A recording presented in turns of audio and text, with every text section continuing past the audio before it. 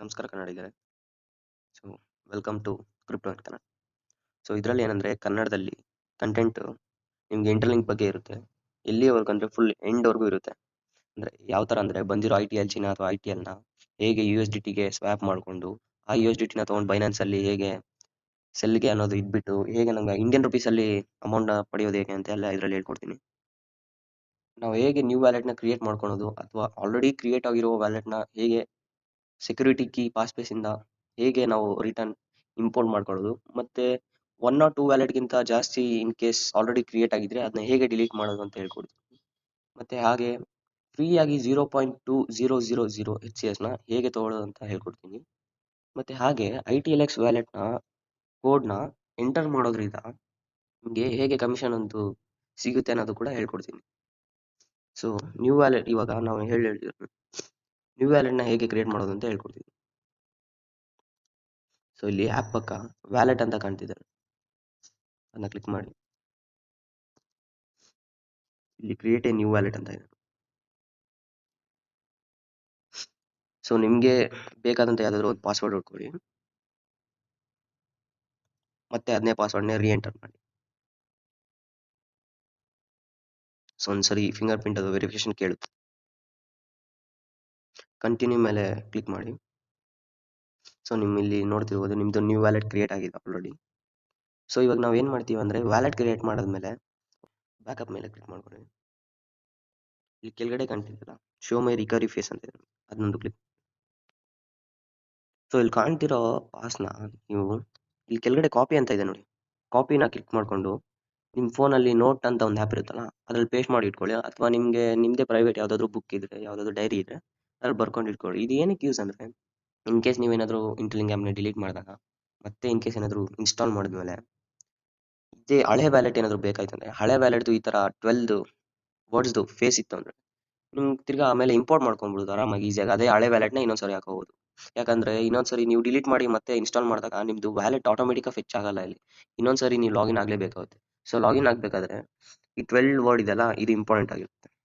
So ಅದು copy ಮಾಡ್ಕೊಳ್ಳಿ, ಮತ್ತೆ ಇಲ್ಲಿ ಕೆಳಗಡೆ I have saved the page ಅಂತ ಇದೆ, ಅದನ್ನ ಕ್ಲಿಕ್ ಮಾಡ್ಕೊಳ್ಳಿ. ನೀವು ಬರ್ಕೊಂಡು ಇಟ್ಕೊಳ್ಳೋದಾದ್ರೆ ಅದನ್ನ ಸೀಕ್ವೆನ್ಸ್ ಅಲ್ಲೇ ಬರ್ಕೊಂಡು ಇಟ್ಕೋಬೇಕು, 1 2 3 ಅದು ಯಾವ್ದು ಸೀಕ್ವೆನ್ಸ್ ಅಲ್ಲಿ ಇರುತ್ತಲ್ಲ ಅದೇ ತರ. ಸೊ ಇಲ್ಲಿ ಏನಂದ್ರೆ ನಮ್ದು ಪೇಜ್ 4 ಅಲ್ಲಿ ಯಾವ ವರ್ಡ್ ಇತ್ತು ಅಂತ ಕೇಳ್ತಿದೆ, ಅಂದ್ರೆ ನಮ್ದು ಸ್ಕ್ರಿಪ್ಟ್ ಇತ್ತು. ಪೇಜ್ 5 ಅಲ್ಲಿ ಲಗೇಜ್ ಇತ್ತು, ಪೇಜ್ 6 ಅಲ್ಲಿ ಲಿಂಬ್ ಅಂತ ಇತ್ತು. ಓಕೆನಾ, ಕೊಟ್ಬಿಟ್ಟು ಕನ್ಫರ್ಮ್ ಅಂದ್ಕೊಳ್ಳಿ. ಆಲ್ರೆಡಿ ನಿಮ್ದು ಬ್ಯಾಕಪ್ ಸಿಡೆಡ್ ಆಗಿದೆ. ಇವಾಗ ಆಲ್ರೆಡಿ ಕ್ರಿಯೇಟ್ ಆಗಿರೋ ವ್ಯಾಲೆಟ್ ನ ಹೇಗೆ ಇಂಪೋರ್ಟ್ ಮಾಡ್ಕೊಳ್ಳೋದು ಅನ್ನೋದು ಹೇಳ್ಕೊಡ್ತೀನಿ. ವ್ಯಾಲೆಟ್ ಮೇಲೆ ಹೋಗಿ ಕೆಳಗಡೆ ಕಾಣ್ತಿದ್ದಾರೆ ಇಂಪೋರ್ಟ್ ವ್ಯಾಲೆಟ್ ಅಂತ ಇದೆ, ಇಂಪೋರ್ಟ್ ವ್ಯಾಲೆಟ್ ಇದನ್ನ ಕ್ಲಿಕ್ ಮಾಡ್ಕೊಳ್ಳಿ. ಇಲ್ಲಿ ರಿಕವರಿ ಫೇಸ್ ಅಂತ ಇದೆ ನೋಡಿ, ಇದನ್ನ ಕ್ಲಿಕ್ ಮಾಡ್ಕೊಳ್ಳಿ. ಅದು ನೀವು ಕ್ರಿಯೇಟ್ ಮಾಡ್ಬೇಕಾದ್ರೆ ಏನ್ ಪಾಸ್ವರ್ಡ್ ಕೊಟ್ಟಿರ್ತಿಲ್ಲ ಆ ಪಾಸ್ವರ್ಡ್ ನ ಕೊಡಿ. ಸೊ ನಾನು ಹೇಳಿದ್ನಲ್ಲ ನಿಮ್ಗೆ 12 ವರ್ಡ್ದು ಬೇಕಾಗುತ್ತೆ ಅದೊಂದು ಫೇಸ್ ಅಂತ. ಸೊ ಅದನ್ನ ಇಲ್ಲಿ ಎಂಟರ್ ಮಾಡ್ಬೇಕಾಗುತ್ತೆ, ಅದು ಕಾಪಿ ಅಥವಾ ಬರ್ಕೊಂಡಿರೋದನ್ನ ಎಂಟರ್ ಮಾಡ್ಬೇಕಾಗುತ್ತೆ. ಎಂಟರ್ ಮಾಡಿದ್ಮೇಲೆ ಇಲ್ಲಿ ಕನ್ಫರ್ಮ್ ಮೇಲೆ ಕ್ಲಿಕ್ ಮಾಡ್ಕೊಳ್ಳಿ. ಸೊ ಒಂದ್ಸರಿ ಫಿಂಗರ್ ಪ್ರಿಂಟ್ ಕೇಳುತ್ತೆ, ಫಿಂಗರ್ ಪ್ರಿಂಟ್ ಇಲ್ಲ ಅಂದ್ರೆ ಲಾಕ್ ಕೂಡ ಕೇಳ್ಬೋದು. ಸೊ ನಿಮ್ದು ಹಳೆ ವ್ಯಾಲೆಟ್ ಏನಿರುತ್ತಲ್ಲ ಅದನ್ನ ಮತ್ತೆ ಆಲ್ರೆಡಿ ರಿಕವರ್ ಆಗಿದೆ ನೋಡ್ಬೋದು ಇಲ್ಲಿ. ಸೊ ಇವಾಗ 0.2000 ನ ಹೇಗೆ ಗ್ರೋ ಮಾಡ್ಕೊಳ್ಳೋದು ಅಂತ ಹೇಳ್ಕೊಡ್ತೀನಿ ನೋಡಿ. ಕೆಳಗಡೆ ಪ್ರೊಫೈಲ್ ಪಿಕ್ಚರ್ ಅದ್ರ ಮೇಲೆ ಕ್ಲಿಕ್ ಮಾಡ್ಕೊಳ್ಳಿ. ಫಸ್ಟ್ ನೋಡ್ಕೊಳ್ಳಿ ನಿಮ್ದು HCS ಎಷ್ಟಿದೆ ಅಂತ, ಇಲ್ಲಿ 2.55 ಇದೆ ಆಲ್ರೆಡಿ. ಇವಾಗ ಮೇಲೆ ಸ್ಕ್ರೋಲ್ ಮಾಡಿಬಿಟ್ಟು ಎಂಟರ್ ಯುವರ್ ಇನ್ವೈಟ್ ಕೋಡ್ ಅಂತ ಇದೆ ನೋಡಿ, ಇಲ್ಲಿ ಏನ್ ಎಂಟರ್ ಮಾಡ್ತೀರಾ ಅಂದ್ರೆ ಕ್ಯಾಪಿಟಲ್ ಲೆಟರ್ ಎಂಟರ್ ಮಾಡಿ KESH9TT3 ಇದನ್ನ ಎಂಟರ್ ಮಾಡಿ ನೋಡಿ, KESH9TT3 ಇದನ್ನ ಸಬ್ಮಿಟ್ ಮಾಡಿದ್ಮೇಲೆ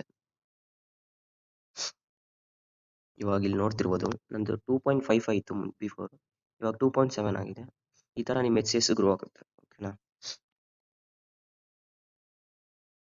ಸೊ ಇವಾಗ ಕಮಿಷನ್ ಬಗ್ಗೆ ಹೇಳ್ತೀನಿ ನೋಡಿ. ಒಂದ್ಸರಿ ಎಂಟರ್ ಮಾಡಿದ್ಮೇಲೆ ಮುಗಿತು, ಕಮಿಷನ್ಗೆ ಮತ್ತೆ ಎಂಟರ್ ಮಾಡೋದೇನು ಬೇಕಾಗಿಲ್ಲ, ಆಲ್ರೆಡಿ ಎಂಟರ್ ಆಗಿರುತ್ತೆ. ಬಟ್ ಹೇಗೆ ವರ್ಕ್ ಆಗುತ್ತೆ ಅನ್ನೋದು ಹೇಳ್ಕೊಡ್ತೀನಿ ನೋಡಿ. ಇವಾಗ KESH9TT3 ಇಂದ ವರ್ಲ್ಡ್ ಮಾಡೋದ್ರಿಂದ 0.2 HCS ಕೂಡ ಗ್ರೋ ಆಯ್ತು. ಮತ್ತೆ ಇಲ್ಲಿ ಯಾವ ತರ ಆಗುತ್ತೆ ಅಂದ್ರೆ ನಾನು ಟ್ರೇಡಿಂಗ್ ಮಾಡ್ತೀನಿ. ಸೊ ಟ್ರೇಡಿಂಗ್ ಇಂದ ಅದರಿಂದ ಏನ್ ಬೋನಸ್ ಬರುತ್ತಲ್ಲ, ನಮಗೆ ಕಮಿಷನ್ ಏನ್ ಬರುತ್ತಲ್ಲ, ಸೊ ಅದು ಏನಾಗುತ್ತೆ ಅಂದ್ರೆ ನನ್ಗೆ 50 ನಿನ್ಗೆ 50 ಆ ತರ ಕಮಿಷನ್ ಡಿವೈಡ್ ಆಗುತ್ತೆ. ಓಕೆ, ನನಗೆ ಇಲ್ಲಿ 50 ಬೇಡ, ನಾನು ಇಲ್ಲಿ 20 ಹಾಕೋತೀನಿ. ಸೊ ಇಲ್ಲಿ 20% ನನಗೆ ಕಮಿಷನ್ ಬರುತ್ತೆ. ಸೊ ನೀವು ಟ್ರೇಡಿಂಗ್ ಮಾಡಿದ್ರೆ ನಿಮ್ದು 20% ನನಗೆ, 80% ನಿಮಗೆ ಆ ಥರ ಬರುತ್ತೆ. ಓಕೆನಾ?